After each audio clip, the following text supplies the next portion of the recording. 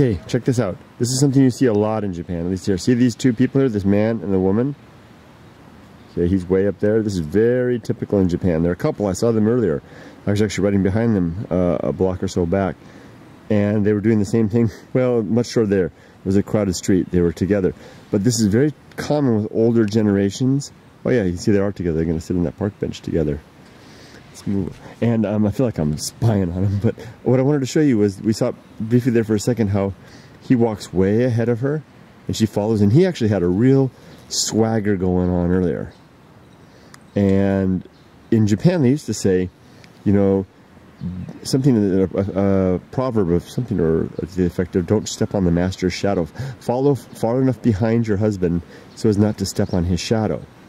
And so you'll see that with older Japanese women sometimes. They'll follow. They won't walk side by side with their man. They'll follow behind him. In fact, one way that I've heard that Japanese women can, or Japanese men in the past would propose to a woman is, and someone may correct me if I'm wrong, I was told this by a Japanese person. They would say in Japanese, basically, will you follow me? And, you know, basic indication of that. If you see that, I go out with my in-laws, my father does that, my father and mother-in-law do that. My father walks ahead and my mother-in-law follows behind. And respectful distance and following along. I couldn't quite catch it. I couldn't get my camera started. I wanted to show you as they were going across earlier, but you get the idea. Thanks for joining. Don't step on the master's shadow. And by the way, the word gojujing, the word for husband in Japanese is gojujing. Although a wife will say about her husband, she'll just call him jujing. And the word gojujing means master. But don't jump up in arms at that. The Japanese, you know, I've made videos about profanity rate lately and how there's one thing about the use of the word and then the feeling of the word.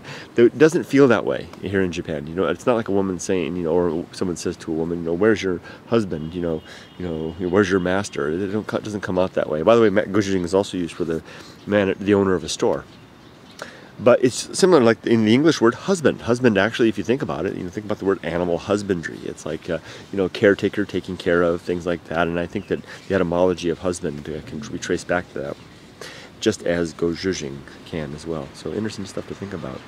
Leave your comments, upset or otherwise, or correcting me below. Well, welcome them. I love being corrected if I'm wrong, and I certainly don't mean to disparage or upset anybody. But it's just interesting to look at the history stuff. You know, take care. Bye bye.